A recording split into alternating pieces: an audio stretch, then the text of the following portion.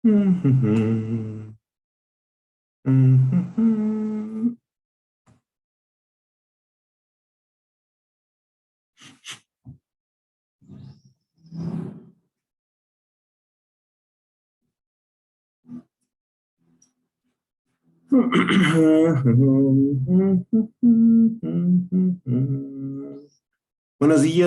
días a todos y a todas.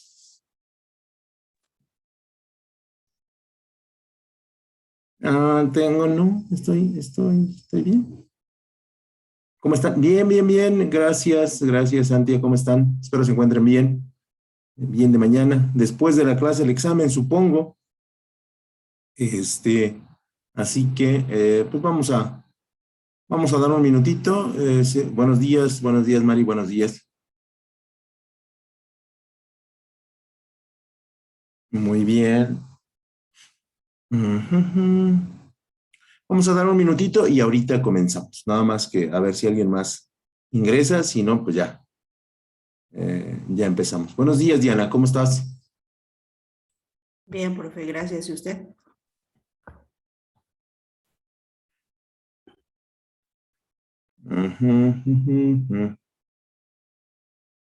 Ok. Bueno, pues vamos a compartir la pantalla y vamos a comenzar.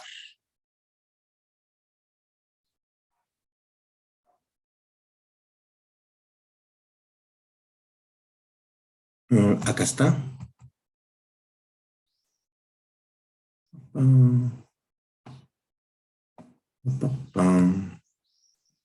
Ok, sí me escucho.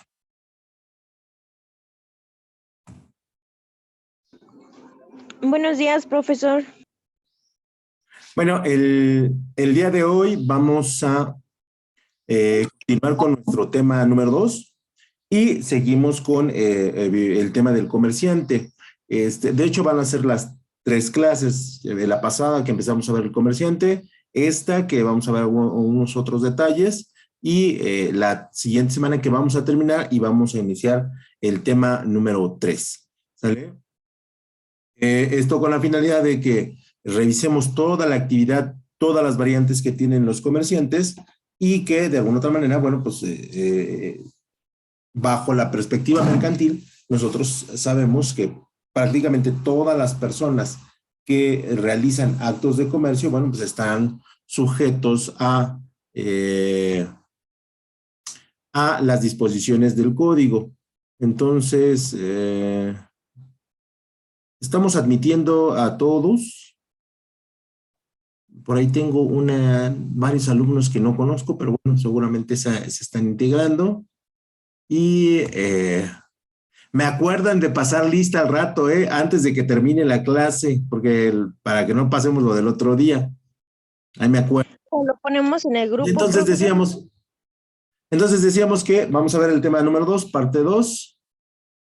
Y bueno, pues vamos a comenzar, porque parece que ya ingresaron todos. Estaba dando algunos minutitos para que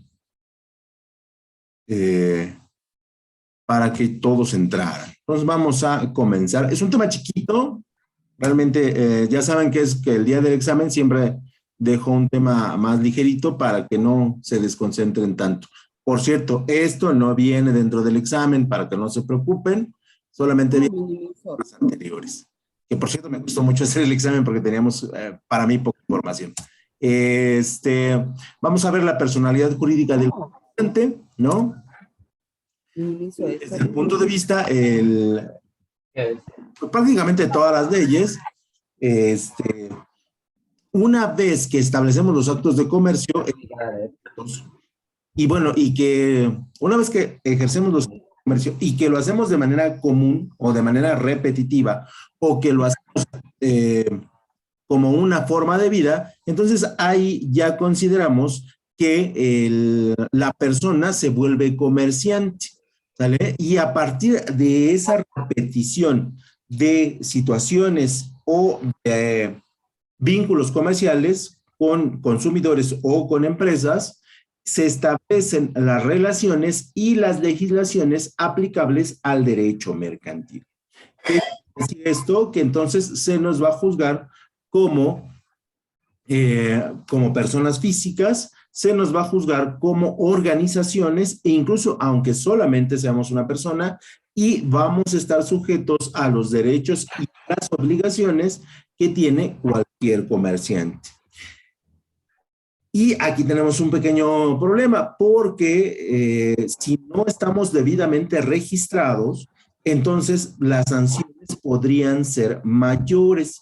Y entonces sí se vuelve complicado que eh, el comerciante no esté dado de alta. E incluso para la parte hacendaria estaríamos teniendo bastantes problemas, ya que estaríamos teniendo ingresos por encima de una persona moral y por lo tanto el pago de impuestos sería mayor.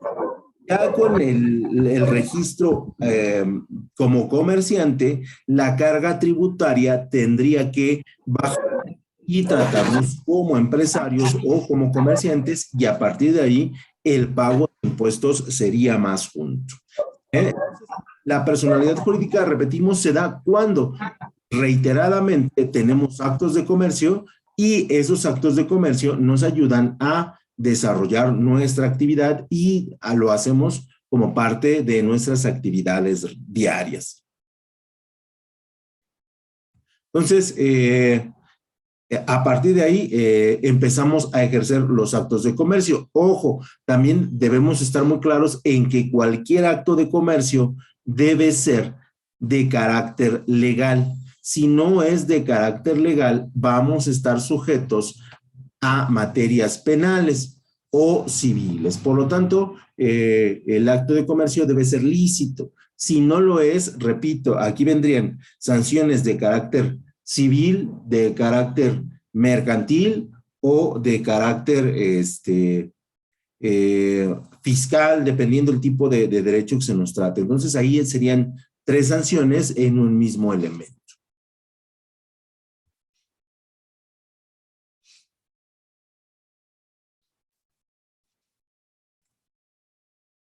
Y por lo tanto, la personalidad jurídica se refiere a la identidad con la cual se reconoce a la persona o a la sociedad o a la empresa.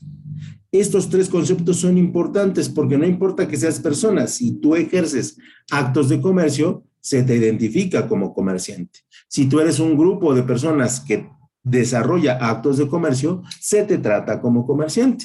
Y por ende las empresas también se les considera comerciantes.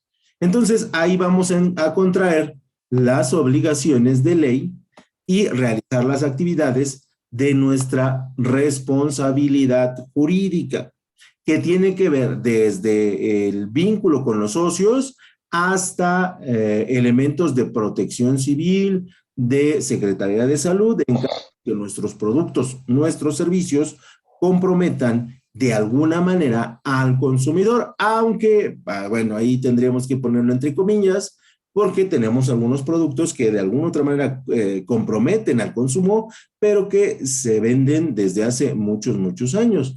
Caso específico, por ejemplo, el cigarro, ¿no? Caso específico, todas las bebidas alcohólicas, y esto lo hacen los gobiernos porque de alguna otra manera les da una gran cantidad de recursos para la parte tributaria y pues, prácticamente cuando usted se toma una cerveza está pagando una cantidad fuerte de dinero por su consumo, por el impuesto y por los problemas que ocasiona. Entonces, por eso les decía que hay que tomarlo con algunas excepciones, porque no todos los productos que ponen en riesgo la salud son eliminados de la parte comercial. Para poder establecer la personalidad jurídica, recuerden que nosotros tenemos que tener una identificación fiscal, que se conoce como la CIF, o número de identificación comercial, la DNI. Y tenemos que agruparnos, esto sería que nosotros llegamos al registro como y decir, bueno, ¿cuál es su categoría? Ustedes pueden decir que son personas físicas ustedes pueden decir que son sociedades anónimas, ustedes pueden decir que son sociedades de responsabilidad limitada, las cuales todas tienen derechos y obligaciones y responsabilidades jurídicas un poquito distintas, ¿no? O son otro tipo de sociedades o asociaciones. ¿Estamos de acuerdo? Porque hay muchas asociaciones que sí cometen actos de comercio, pero que no se les juzga desde el punto de vista hacendario. Y entonces ahí, o no se les juzga tan rigurosamente. Caso concreto, bueno, pues el Teletón, ¿no? Durante muchísimos años, ¿no? Y esto, bueno, es cuestiones políticas, pero sí sucedía. Después, dentro de la personalidad jurídica, nosotros vamos a establecer que para obtener la acreditación de comerciante, decíamos, necesitamos nuestras identificaciones fiscales y nuestros números de identificación comercial, ¿no? Donde vamos a agruparnos, evidentemente, repito, como personas físicas. Esto no lo podemos obviar porque es importante que quede claro, como sociedades anónimas, como sociedades de responsabilidad limitada o como otras sociedades o asociaciones. Ojo, y es bien importante porque a partir de ahí es que se les va a establecer su carga tributaria, sus responsabilidades en caso de alguna circunstancia que no haya quedado clara en algún contrato, con algún elemento de compra-venta. Y bueno, la sanción puede ser severa o puede ser ligera, ¿sale? Es como cuando ustedes van a Hacienda y se dan de alta bajo cierto régimen. Y entonces ese régimen pues los va a perseguir mucho tiempo y algunos regímenes son realmente muy difíciles de manejar o que implican mucho pago de impuestos. Lo mismo sucede aquí y para este caso ustedes ya tendrían que tener bien claro y bien establecido cómo es que van a registrarse, ya sea en un grupo de personas, ya sea como una empresa o ya sea como una persona física. Ojo ahí, porque mucha gente dice, es que yo no sabía, y recuerden que el hecho de que no sepas no te quita que hayas cometido una infracción o, en su caso, delito.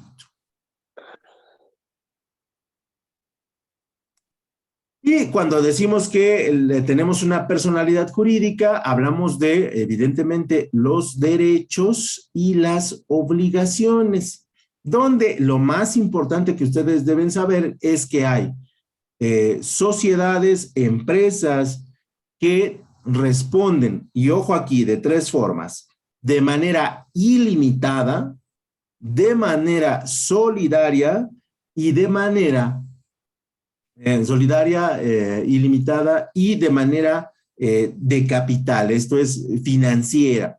¿Qué quiere decir esto? Imagínense que Tere hizo negocios a nombre de la empresa y pidió un montón de mercancía y de repente Tere pues se fue, ¿no? Se fue de la empresa y nos dejó una deuda de $2 millones.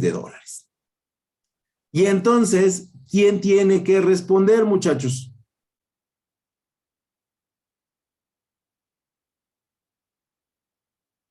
¿Solamente Tere?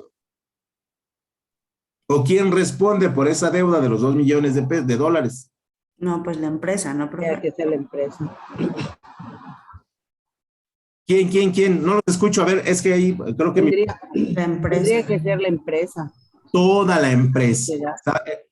Y cuando hablamos de toda la empresa, no estamos hablando de los trabajadores, que quede claro. Estamos hablando de los dueños o de los socios. ¿Sale? Porque respondemos solidaria, subsidiaria, financiera e ilimitada. Resulta ser que con lo que tenemos dentro de la empresa no alcanzamos a cubrir el monto de la deuda que Tere nos adjudicó. Y entonces, ¿qué va a pasar con los bienes de los socios? Su casa, un terreno, un automóvil. ¿Qué pasa? ¿Qué creen que pasaría? Pues yo creo que los perdería, ¿no? Los tendrían que vender como para absorber esa En deuda. algunas sociedades tendríamos que vender algunos de nuestros bienes para subsidiar la deuda. En algunos otros tipos de sociedades solamente responderíamos por el monto de nuestro capital. Esto es de lo que pusimos.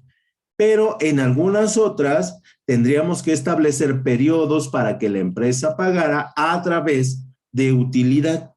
Y entonces sí nos estaríamos viendo afectados, pero son las reglas que tiene el derecho mercantil para poder establecer los derechos y las obligaciones.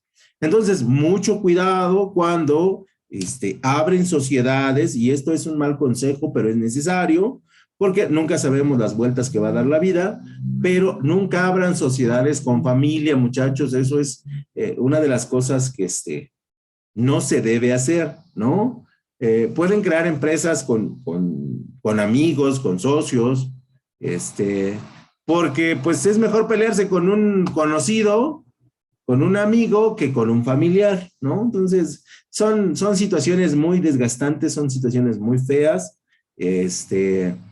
y al final, pues son bienes materiales, ¿no? Al final se van a quedar, pero en su momento se pelean fuertemente. Entonces, siempre es una mala recomendación, siempre trabajen ustedes solos, siempre asóciense con personas ajenas a su familia, porque luego la familia hace cosas muy terribles, ¿no? Muy tremendas, ¿no?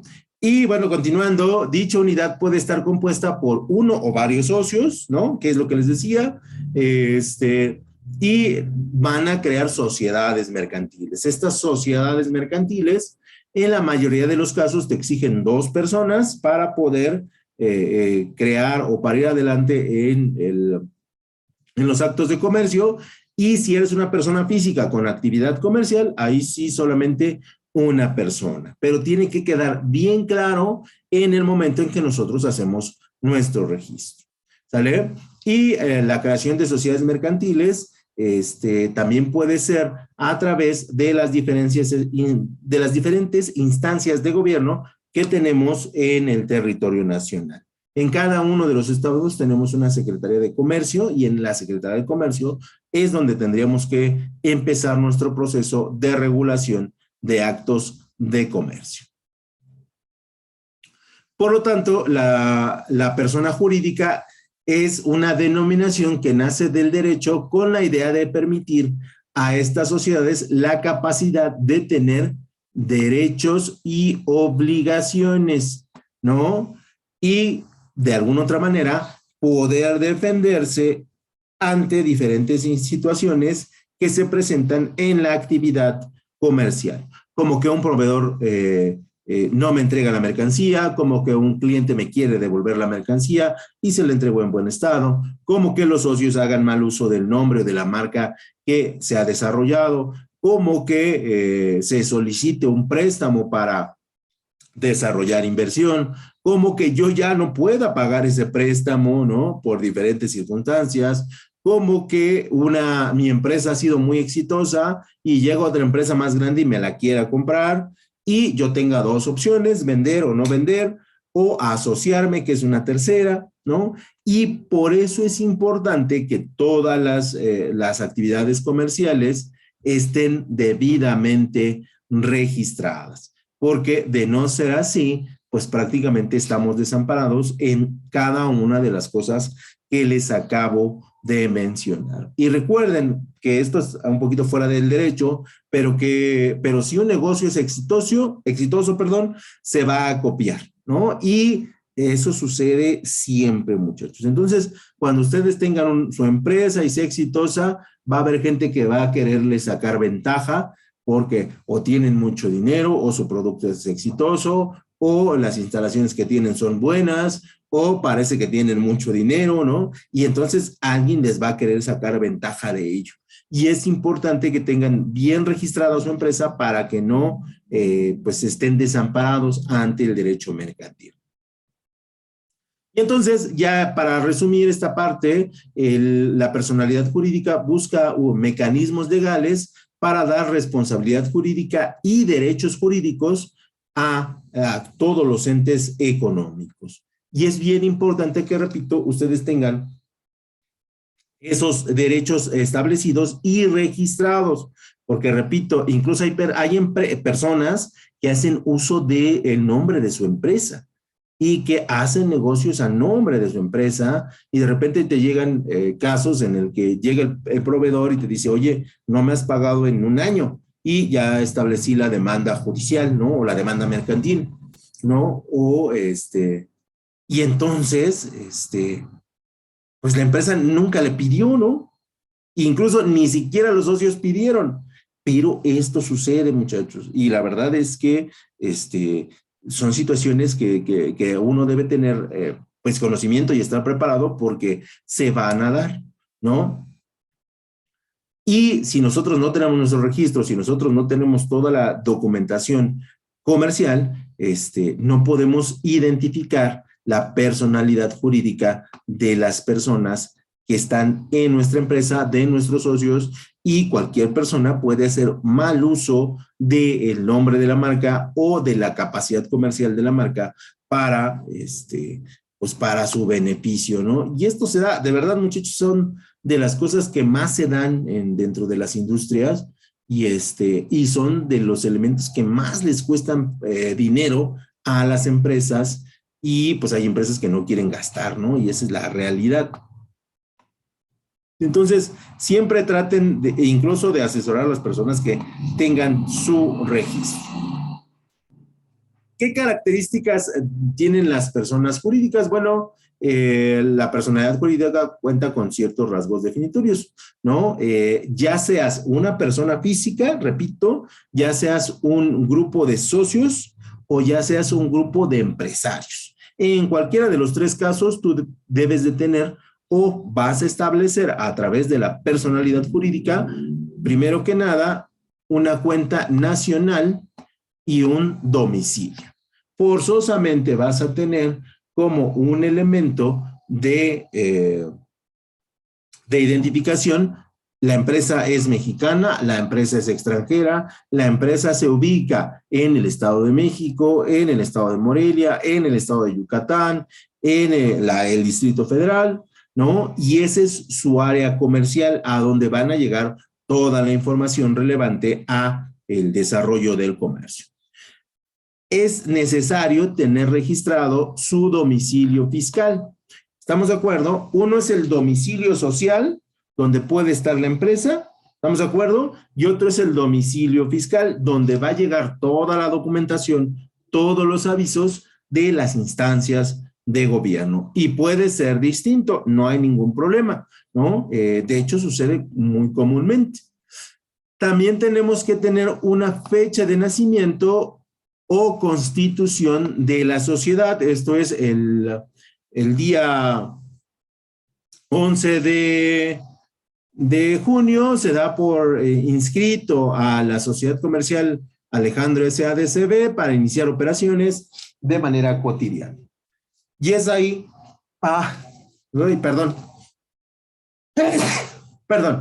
y es ahí donde es necesario que ustedes tengan una fecha de nacimiento y un registro de constitución. ¿Por qué? Porque lo bueno que estoy en mi casa y aquí está la señora, si no, imagínense.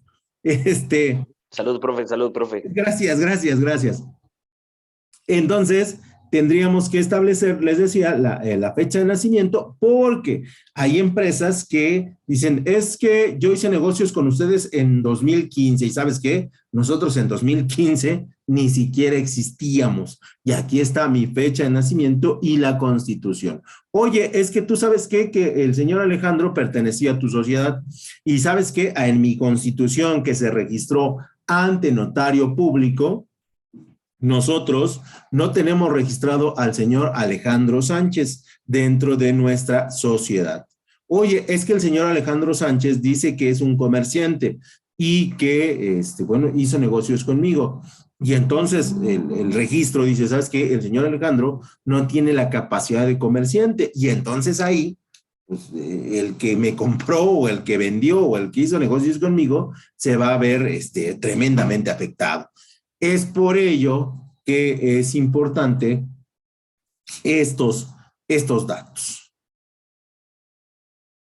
Y también es recomendación para ustedes que cuando vayan a hacer un negocio con alguien ya, un negocio fuerte, pídanle su fecha de su registro y pídanle la fecha de constancia. Y eso se encuentra en la Secretaría de Comercio. Y en teoría, porque yo ya tiene mucho que no la reviso, debe estar abierto al público. Y si no lo solicitan a la Secretaría forzosamente se los tiene que dar.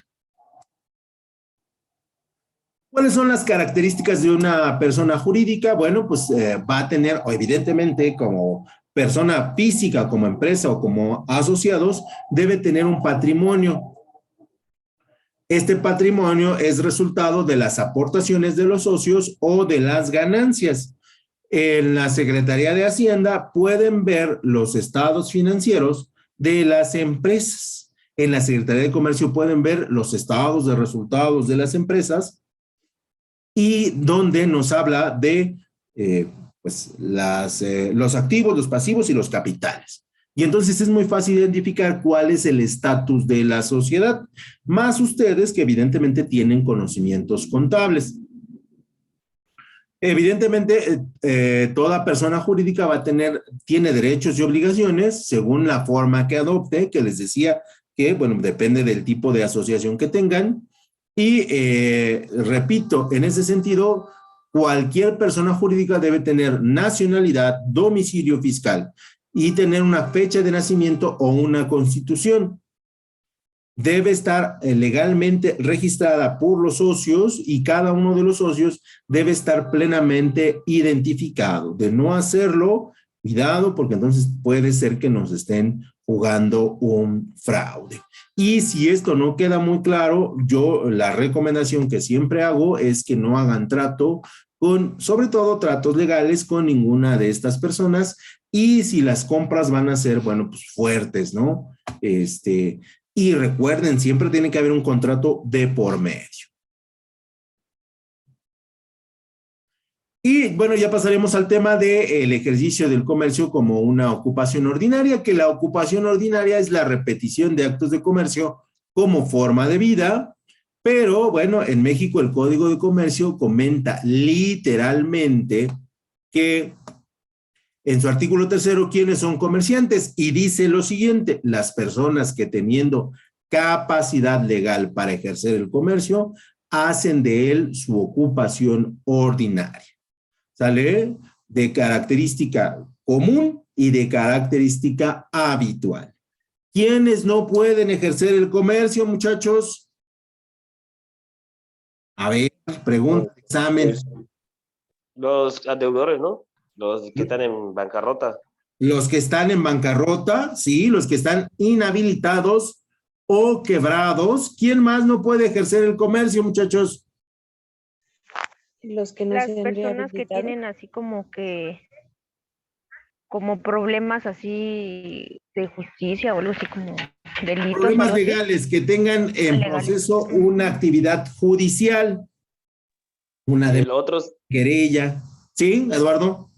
el otro sería cuando no tienes ¿cómo lo dijo la vez pasada sobre un problema mental? No me acuerdo. Cuando pero tienes, sí, cuando eres incapaz mentalmente para ejercer el comercio.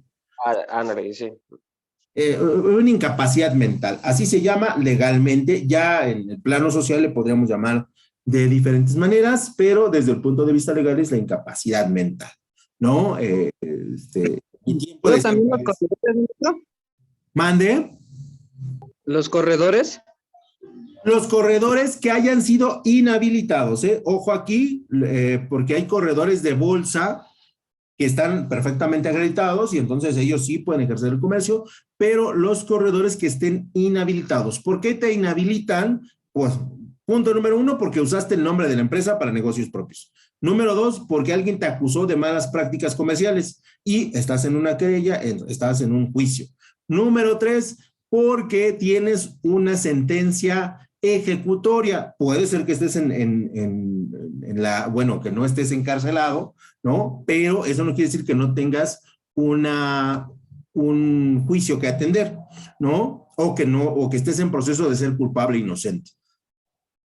Los corredores que no hayan, bueno, y este ya es un poquito más técnico, los corredores que no hayan registrado o que no se hayan renovado su registro. Y aquí es un detalle técnico que se los comento así rápidamente, fuera de la materia. Cuando eres corredor de bolsa, cada 5 años debes pagar digamos, tu derecho nuevamente para volver a ser corredor. En algunos casos, en algunos países se hacen exámenes, los tienes que pasar. Si no los pasas, no te dan tu registro. En México simplemente renuevas tu registro y ya puedes desarrollar actos de comercio. Pero recuerden, corredores inhabilitados. Los corredores legalmente constituidos no tienen ningún problema. Entonces, ojo aquí con las personas que hacen de su ocupación ordinaria el comercio. Y con ellos no debemos hacer ¿qué? Negocios. Con ellos no es posible que hagamos negocios. Entonces, para que lo tengan muy bien calado, muy bien identificado, ¿no? Y por ahí nos fuimos un poquito de... A ver, ¿esta cuál es? Ya pasaríamos a lo que son las obligaciones de los comerciantes, y dentro de las obligaciones de los comerciantes,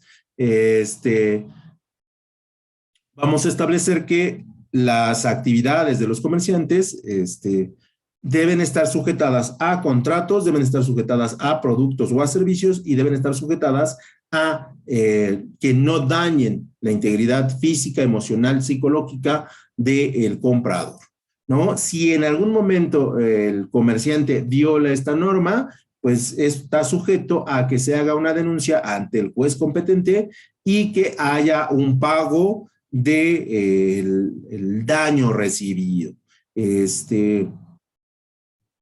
En algún tiempo, hace muchos años, se encontraban botellas de Coca-Cola con ratas, con cucarachas, con gusanos, ¿no? Y, se reparaba el bien. En algunos casos todavía se ha dado casos que el arroz tiene gusanos y, ahí lo recomendable es que no abran la bolsa, que le tomen una foto, ¿no?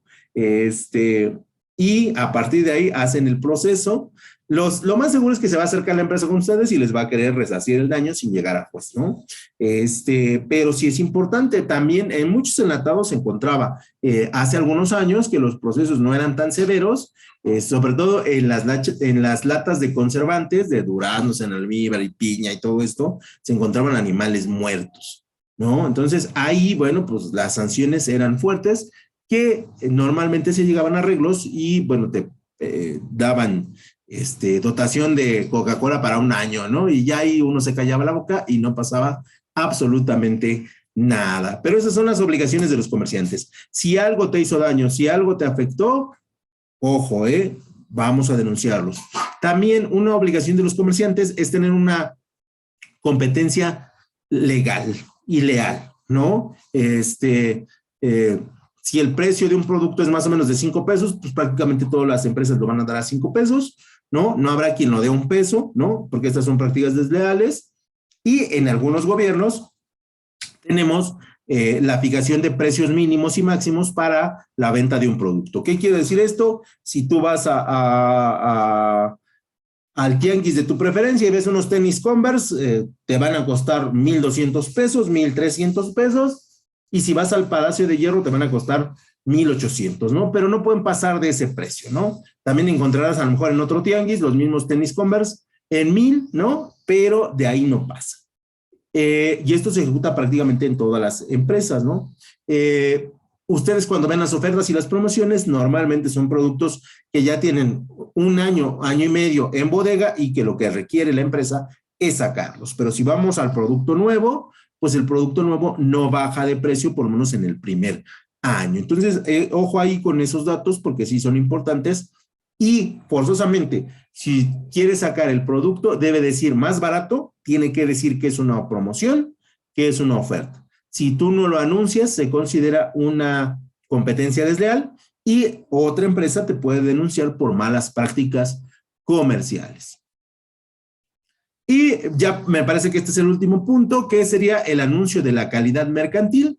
que consiste en hacer del conocimiento público que determinadas personas físicas realizan actos de comercio y que hacen de ella su ocupación ordinaria. ¿Qué quiere decir esto? Bueno, en la antigüedad, cuando la gente leía periódicos, decía, la empresa tal tiene a estas personas que pueden ejercer el comercio con las empresas. Hoy en día tenemos el registro en la Secretaría de Comercio y en la Secretaría de Economía, para que ustedes lo busquen, donde vienen las personas acreditadas por empresa que pueden ejercer el comercio. Porque incluso, aunque seas socio, ya en la actualidad hay algunas empresas que dicen, ¿sabes qué? Tú no puedes ejercer los actos de comercio y estás sujeto a votación. La gente vota y dice, no, tú no. Tú, Tere, sí, tú, Alejandro, no. Y entonces, a partir de ahí, es posible que existe el registro y que dicho registro sea revisado por ustedes. Si no lo revisan, es responsabilidad del que compra. En caso de que las cosas pues se den de manera incorrecta o se den de manera complicada para el comprador. ¿Vale? Entonces, pueden revisarlo siempre, Secretaría de Comercio, Secretaría de Economía, o incluso en algunos casos, bueno, se hacen los desplegados en las páginas propias de las empresas, dicen, estas personas pueden ejercer el comercio, nadie más, ¿no? Porque antes se daba mucho eso, que la gente utilizaba el nombre y metía en broncas bien severas a la empresa.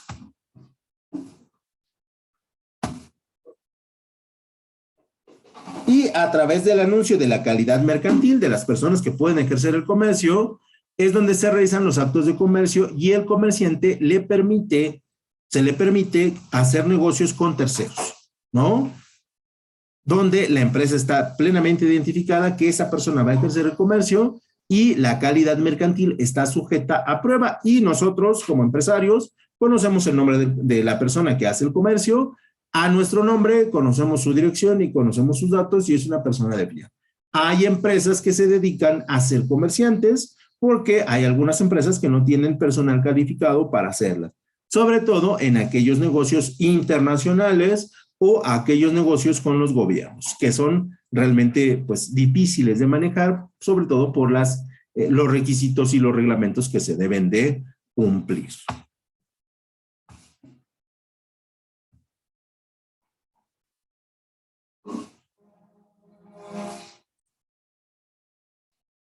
Y ya casi finalizamos. Y decimos que en resumen, el anuncio de la calidad mercantil es un aviso a terceras personas para que sepan con quién están haciendo comercio. El anuncio de la calidad mercantil es importante, pues las consecuencias jurídicas de relacionarse con una persona diferente a la que tenemos autorizada, bueno, pues va a derivar en que posiblemente los productos, los servicios o alguna actividad que nosotros tengamos con ellas no sean cumplidos al 100% o incluso no sean cumplidos. Y si no se cumplen con los requisitos con esa persona que no está autorizada por la empresa, no se nos puede denunciar mercantilmente y se haría la denuncia civilmente solamente con la persona. Incluso podrían hacerlo con la empresa, pero nosotros demostraríamos que no se puede.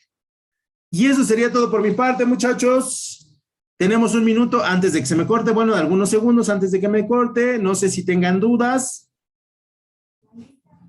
La lista ya vi quién vino y quién no. Solo un detalle, maestro. ¿Me puede repetir? Porque creo que yo no lo anoté bien o no presté atención cuando dijo que las empresas, dice, responden de 3 maneras. Bueno, yo anoté solidaria, limitada. Subsidiaria e ilimitada, y en algunos casos financiera, ¿no? O sea, van a poner dinero. Pero las 3 fundamentales son ilimitada, solidaria y subsidiariamente. Ok, está bien, maestro, gracias. De nada, se me va a cortar, cuídense mucho.